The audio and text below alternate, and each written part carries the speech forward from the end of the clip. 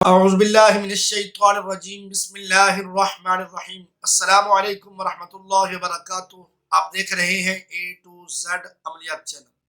آج میں اپنے بہن بھائیوں، دوست احباب اور اپنے ویورز کے لیے ایک ایسا عملی وظیفہ لے کر حاضر ہوا ہوں جو میرے بہن بھائی، دوست احباب بے روزگار ہیں اور وہ چاہتے ہیں کہ اللہ تعالیٰ ان کو روزگار دے اور اچھا خاصا روزگار دے، اور وہ بہت جلد اللہ تعالیٰ کی خاص کرم و فضل میں آ جائیں اور اللہ تعالیٰ ان کو تھوڑے ہی وقت میں ان کو امیر و کبیر بنا دے اور ان کی غربتیں ختم کر دیں گے، اور ایسا امیر بنائے کہ لوگ دیکھ کر اس کو رشک کریں اور اس کی مثالیں دیا کریں کہ وہ بندہ دنوں میں محنت کر کے اتنا کامیاب ہوا ہے۔ تو سامعین محترم، یہ وظیفہ اور عمل آپ جب کریں گے، لیکن اس کے کرنے کے ساتھ، اس کو پڑھنے کے ساتھ ساتھ اپنی محنت کو جاری رکھنا ہے۔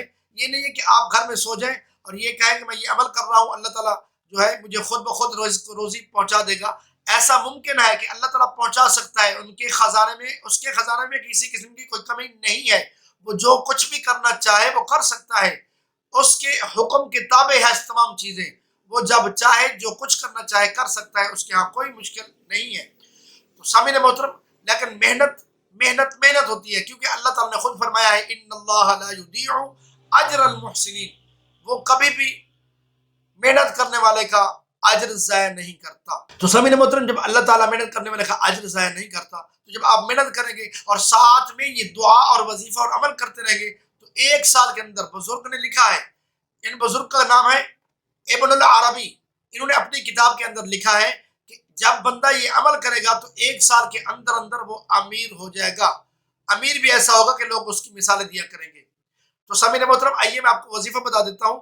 وہ وظیفہ یہ ہے کہ صبح کی نماز ادا کریں، نماز ادا کرنے کے بعد آپ اپنے کاموں میں مشغول ہو جائیں۔ فجر نماز ادا کرنے کے بعد اپنے کاموں میں مشغول ہوں۔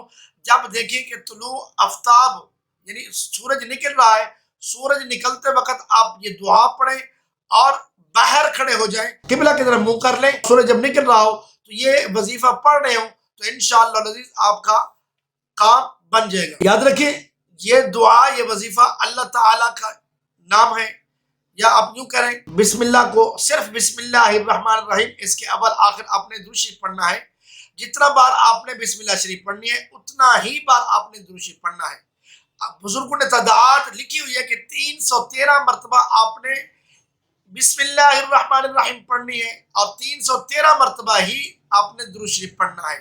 وہ چاہے آپ 313 بار شروع میں پڑھ لیں، آخر میں چند بار پڑھ لیں، چاہے وہ آپ آخر میں 313 بار پڑھیں، شروع میں چند بار پڑھ لیں، لیکن 313 مرتبہ ہی درود شریف پڑھنا ہے اور 313 مرتبہ آپ نے بسم اللہ پڑھنی ہے۔